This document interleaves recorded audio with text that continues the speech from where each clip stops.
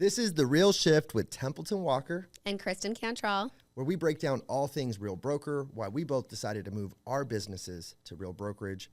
We interview top agents from across the nation, like you're going to hear today. Hey everyone, welcome to another episode of the Real Shift podcast. I am here alone without my co-host. Templeton is in California with his family, but I am here today with my good friend Kristi VanHuss out of Texas. And I can't wait for you guys to hear all about who she is, why she got into real estate, and what led her to Real Brokers. So Kristi, why don't you tell everyone a little hello and a little bit about yourself? All right. Well, hi, y'all. Thanks for having me. Let's see. I got into real estate. It was always like in the back of my mind, but I'm a former middle school teacher. I left my teaching career after over a decade in the classroom in September of 2023, which is when I started real estate, like for real. What was the other question? Well, this is actually great because I will tell you, in the decade that I've been in real estate, one of my favorite things is having agents come to me that have either been one of two positions. One is that they come from, serving tables or bartending. They're fantastic agents. And then also people that come from being teachers. Like, they are such good real estate agents as well. And I have seen you over the last year of how you take your past experience and how you've brought it into real estate. And so you telling us that you've been in real estate since 2023, you're still a baby agent. So where did you start off? What brokerage did you start off with? What brokerage did you start off with, and how long were you there before you moved over to Real Broker? So I actually graduated with my master's in educational leadership and administration, so I could be a principal in May of 2022. And I literally walked the stage, and the next week I told my husband, I was like, I think I'm going to get my real estate license. And he was like, do it. You've always talked about, having rental properties. I really have a heart for single moms. When the income doesn't always match, your rent is due on the first. And so I remembered being a single mom before I met Corey. After me and my kid's dad split up, and I did it, but man, it was hard. And I want moms to not feel like they can't, commit to a lease, or they're going to have to break it because they're 15 days late or whatever.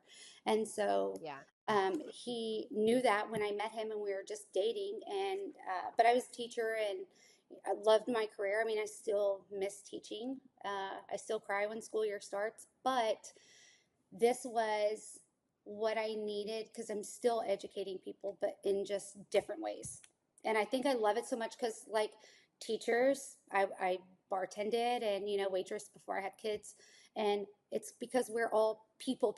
Like, we love people. We thrive on the energy of others.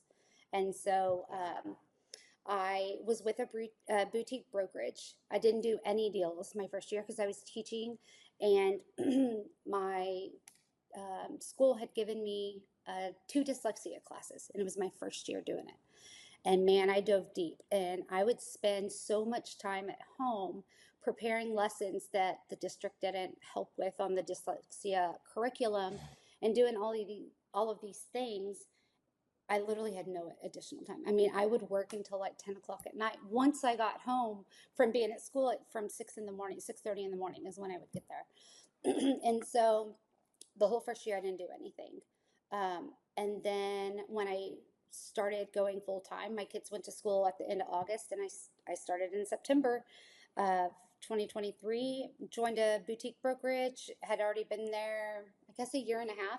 And then in August 28th of 2024, I moved over to Real. I had met you on Zoom. We talked on the phone. I joined everything and plugged so far deep that there was no way that we weren't going to be friends.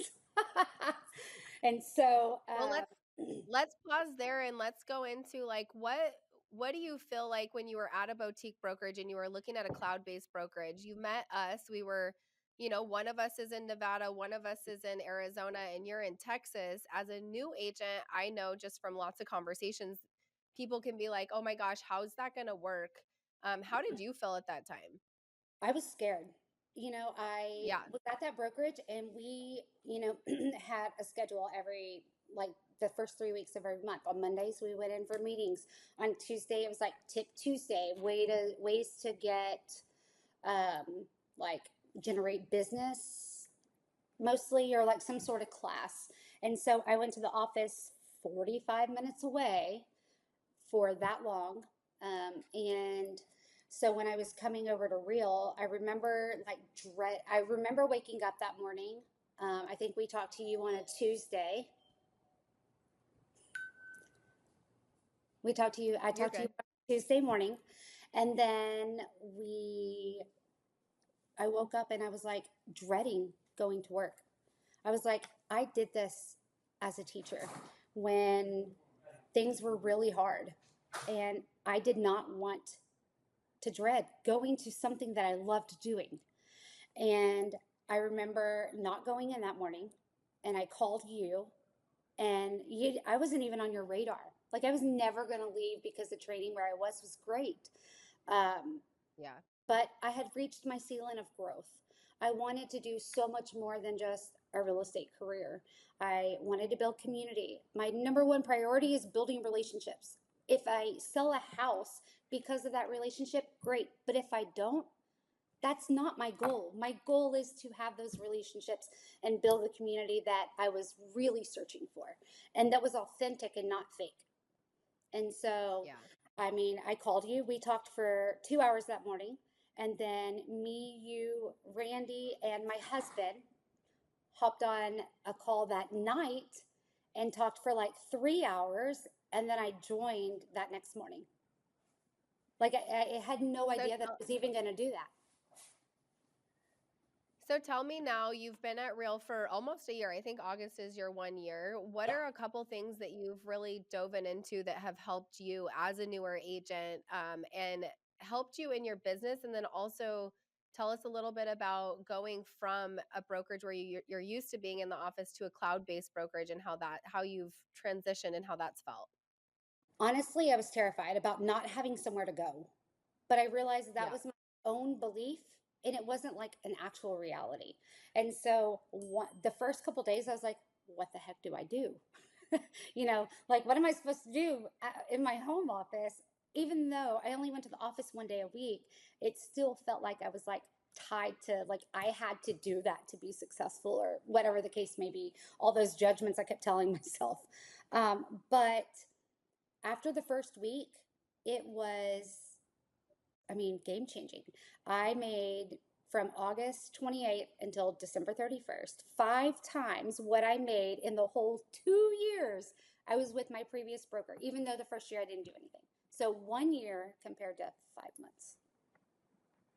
Yeah, And that's great. What do you feel like? Do you feel like that's the momentum and the excitement? What do you feel like that is? no, I really feel like I it gave me freedom. I don't know really how to explain it, but I was so stressed about like all the clicks at my previous office. I think that's why I was dreading going there, and all the things I wanted to do I couldn't do, and it was just causing like this not good energy that I wanted. I mean, I'm typically a very happy person, all the time for the most part. And so, like, that dread just kept building and building and building. But when I got to Real, my top two favorite things are first, Agent Academy. I mean, anything I could possibly want, I just type it in the search bar and there is going to be a video on it. And if not, somebody knows somebody that has a video and taught on it at some point Yeah. somehow. So I like that I'm learning from people that are in the trenches and not just like a team leader who doesn't actually do anything. You know what I mean? Yeah. Or like somebody who thinks they should be teaching on a subject, but probably shouldn't, you know. Well, I But think I think what you mean, and I can maybe dive into this a little bit too. So, what she's talking about, Real Academy is where all of our training is hosted, and what's really cool is we have elite agents, which means that you cap and then you sell 20 units after that. So these are people that are averaging around 30 deals a year. that are asked to teach inside of Real Academy. So what's really great is, like she's saying, you can go in the search bar and let's say that your focus is YouTube. You type in YouTube and you're going to have these elite agents who are getting business from YouTube that are doing it in today's market, that are going to be teaching you live classes, and then you can watch replays. So that is definitely huge because, and I know me and you talked about this before, but a lot of times at brokerages, you have somebody who maybe did an amazing business at one point, but it might have been 10 years ago. Or you've heard their listing presentation 75 times and you're just overhearing it, right? So this just gets you outside of your local market and you're learning from people all across the United States Yeah. that are doing really, really great businesses. So I love that too.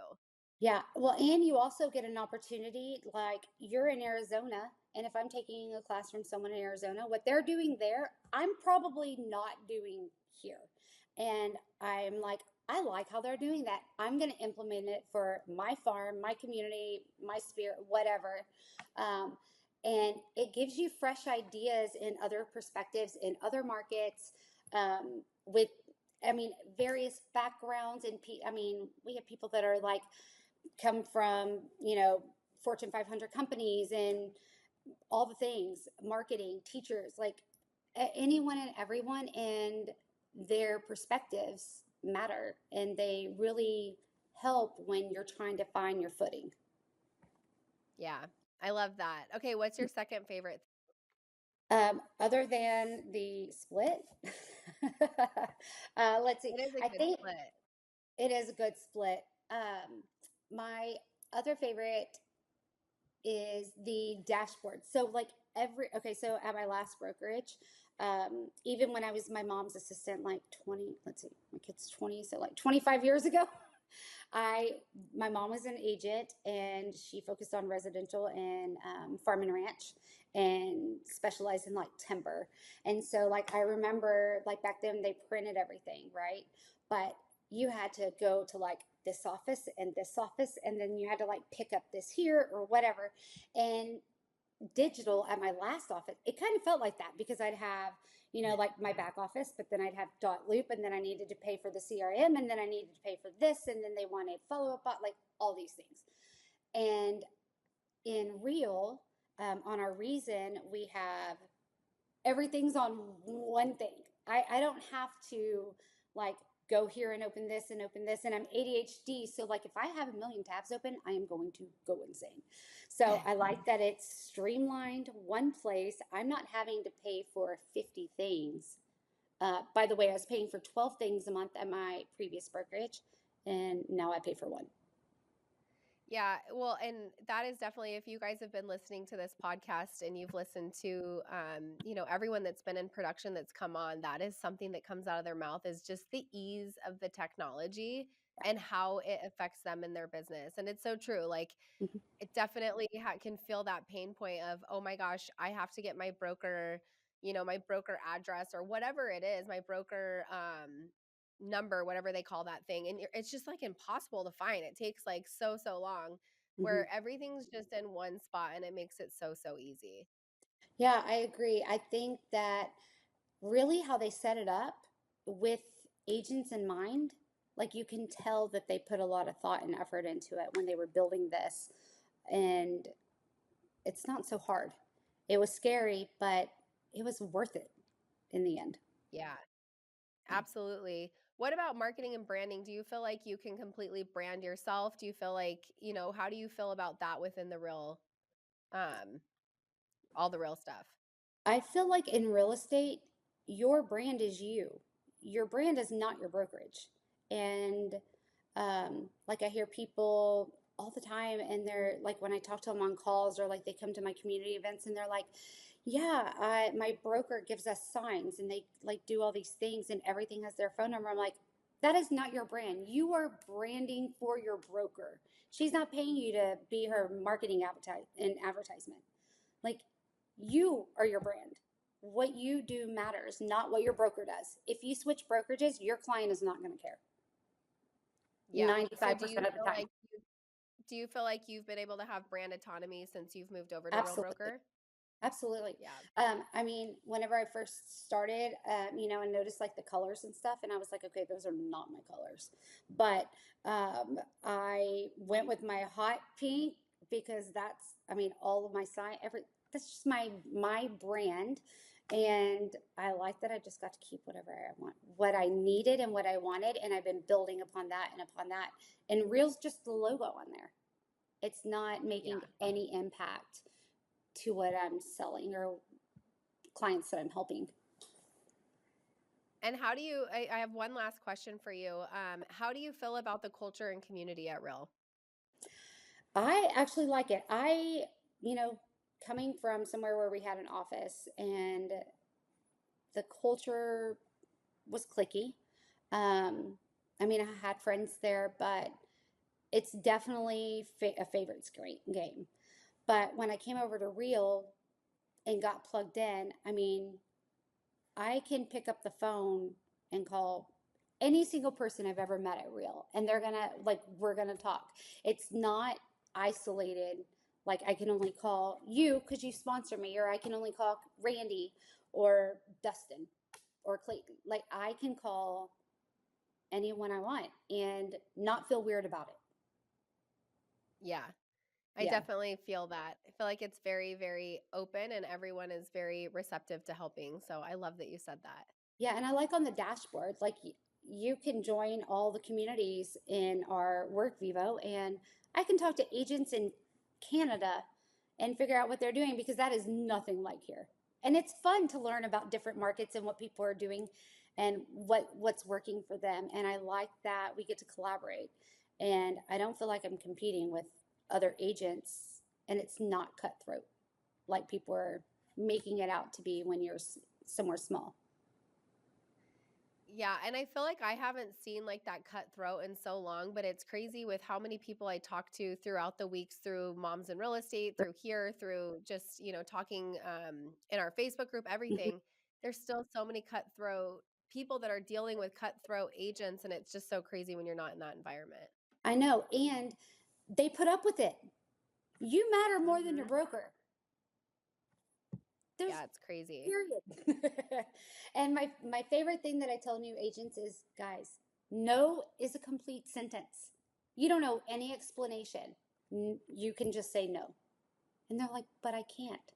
And I'm like, okay, I'm a recovering people pleaser, and I still have those tendencies. But no is a complete sentence. You don't have to give in to all It, that crap. yeah, it sure is. Well, I have had so much fun talking with you all things Real Broker. And is there any last words that you want to say to anybody who's out there that might be thinking about joining Real? Listen, get off the hamster wheel and come see what we have to offer. I mean, what's the worst that can happen? You're happy. And what's the If best way for them to get a hold? Oh, sorry, go ahead. I was going to say, oh, what's the best way for them to get a hold of you? they can. I have Instagram, Facebook. They can call me, message me uh, at Kristi What's your VanHuss, Instagram handle? at Kristi VanHuss, and same for Facebook. And I don't have a TikTok. I mean, I have a TikTok, but my kids have to teach me how to use it, and I don't very much. But I do have videos on there. Instagram's plenty. I think that one place is great. I love Instagram. I love Instagram for the reels and the carousels, and I love Facebook for my groups. Well, thank you so much, Kristi. And we will see you later. Okay, thanks, girlfriend. Bye.